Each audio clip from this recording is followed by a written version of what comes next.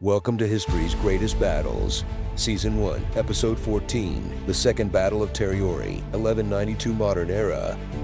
Muslim Afghan forces recorded at 120,000 men, primarily cavalry. Rajput Indian soldiers, unknown quantity. Though Islam had engaged in trade and smaller raids with India for centuries, it was in the wake of this monumental battle that the crescent truly ascended, establishing Muslim dominion over the land, especially in the north, where it would reign unchallenged until the twilight of the Mughal dynasty in 1857. The first shadow of Islam fell upon India not long after the prophet Muhammad brought forth his divine revelations. The earliest emissaries of Islam were traders, their ships skimming the northern shores of the Arabian Gulf, drawn time and again to the distant, mysterious lands of India.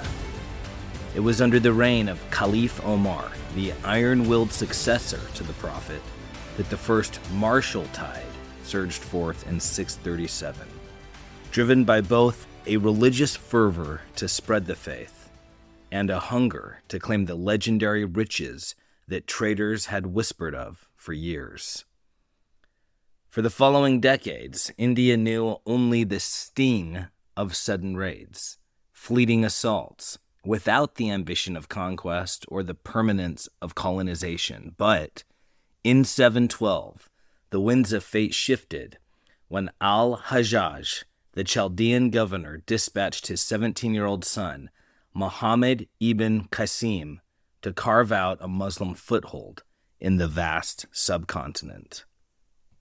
With youthful resolve, Muhammad ibn Qasim led his forces into Sindh, the ancient province cradled at the mouth of the mighty Indus River. After a series of masterful campaigns, the young commander subdued Sindh, only to find it barren of wealth and fraught with bleak prospects. Lacking the lifeblood of support from his homeland, the colony quickly faded into obscurity, forgotten by those who had sent it forth. Centuries later, Muslim families still held sway over Sindh's governance, but they had become deeply entwined with the local culture, their influence remaining confined to the periphery, neither spreading their faith nor extending their power into the heart of India.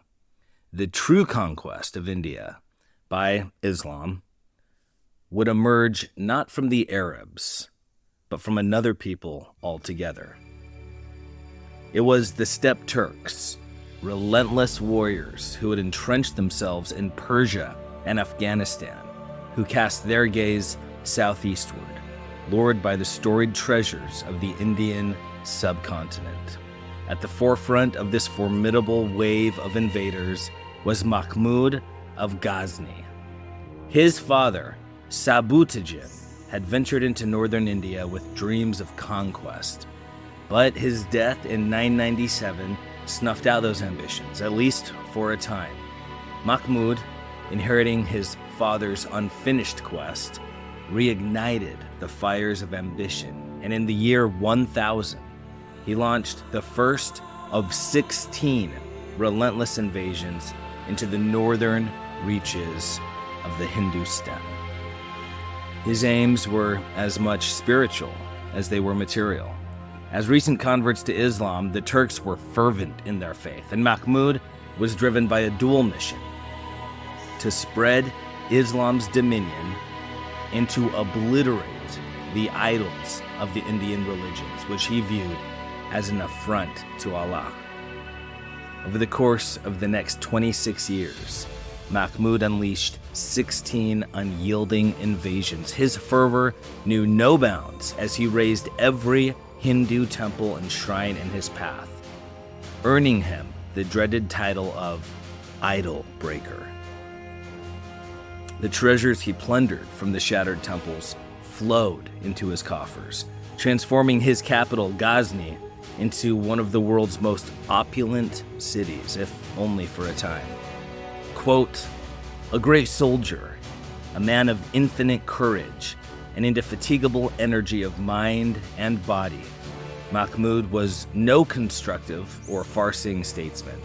We hear of no laws or institutions or methods of government that sprang from his initiative." End quote.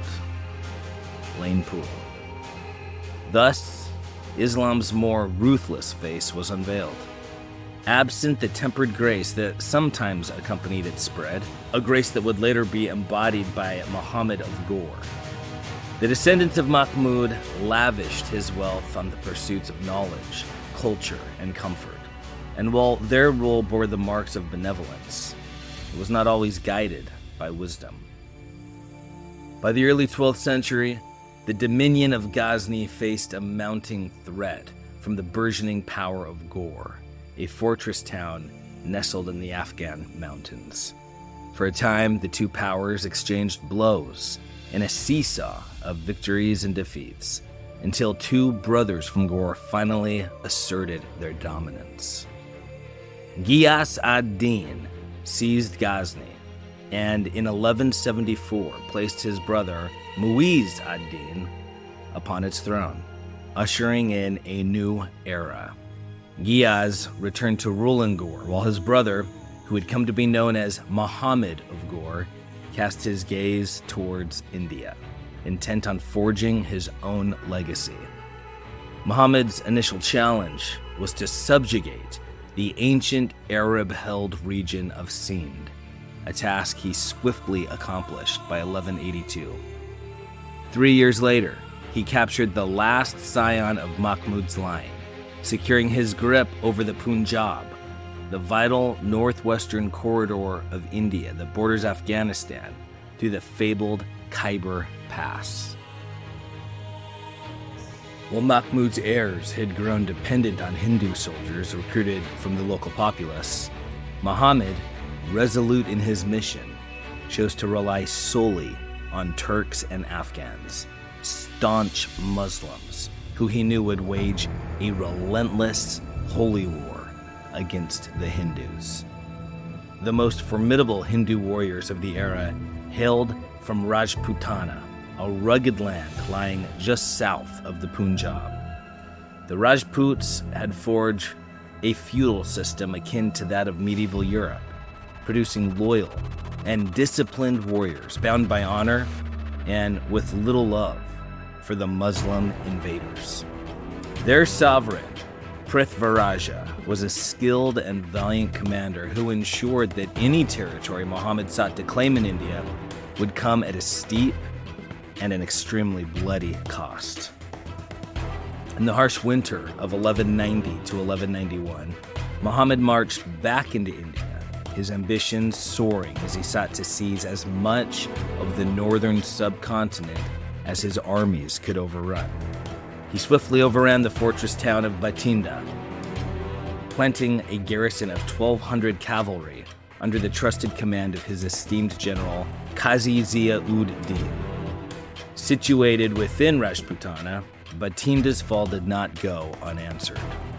Prithvaraja's response was swift and inevitable. The two rivals met in battle near Panipat, a fateful land steeped in the blood of countless wars throughout Indian history. The battlefield where their destinies clashed bore many names: Taraori, Narvane, and Taraori, the last of which is most widely recognized. Never before had Muhammad's forces encountered such a disciplined adversary, and in 1191, on a date lost to time, the Rajputs seized the upper hand in the struggle. Though the exact numbers remain shrouded in the mystery of time, every account agrees the Rajputs outnumbered the Muslim army, a formidable force prepared to defend their homeland.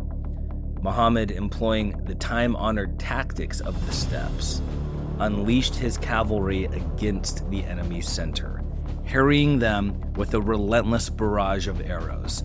Yet the Rajputs, unyielding and resolute, countered with swift flanking maneuvers that forced the Muslims to retreat time and again. Sensing that the tide of battle was slipping away, Muhammad knew he had to display personal valor to rally his troops. He led a daring charge, only to be confronted by Govind Rai, Prithviraja's brother and the viceroy of Delhi. Muhammad struck fiercely, quote, shattering Govind Rai's teeth with his lance, end quote. But in his final moments, Govind Rai delivered a deadly counter, driving his javelin deep into Muhammad's arm. Gravely wounded and unhorsed, blood pouring from his arm, Muhammad was on the brink of defeat. Yet one of his loyal soldiers, braving the chaos, lifted his commander onto his own horse and whisked him away to safety. Reunited with his retreating forces, Muhammad, now weak and bleeding, was placed upon a litter, and his army withdrew to the stronghold of Ghor. The Rajputs, choosing not to pursue the fleeing invaders, instead laid siege to Bathinda. For 13 long months, they encircled the town, until finally it fell back into their hands. Back in Ghazni, Muhammad swiftly mended his wounds and began plotting his return, burning with the desire for vengeance. The very next year, Muhammad returned with that vengeance. While one source improbably claims his force numbered just 12,000, others speak of a vast army, 120,000 strong, an alliance of Afghans, Turks, and Persians, likely a more accurate count per modern historians. The rematch was staged on the same blood-soaked battlefield, though once again, history keeps the exact date shrouded in mystery. This time, Muhammad was more cautious, ensuring his troops maintained their distance from the fierce Rajput warriors. He meticulously divided his army into 5 divisions, dispatching 4 of them to assail the Rajput flanks, and, if fate allowed, to strike at their vulnerable rear. Whenever the Rajputs pressed their attack, Muhammad's forces were instructed to feign panic, staging a calculated retreat. After a long and grueling day of battle, with the Rajput ranks unbroken, Muhammad began a deliberate withdrawal of his entire force, feigning panic once more. This time, the Rajputs bit the bait. The 5th Division, 12,000 fresh cavalrymen, held in reserve under Muhammad's direct command, now unleashed a devastating charge against the fatigued and disorganized Rajputs, who, in their eagerness to crush what they thought was a fleeing enemy, had lowered their guard. The ferocity of the attack shattered the Rajput pursuit, sending them into a desperate flight. The rest of the Muslim forces turned on them, cutting them down as they fled. Watching his army unravel before his eyes, Prithviraja forsook his royal elephant and mounted a horse in a bid for a swifter escape. But the relentless momentum of the Muslim charge bore down upon him, closing the gap with deadly speed.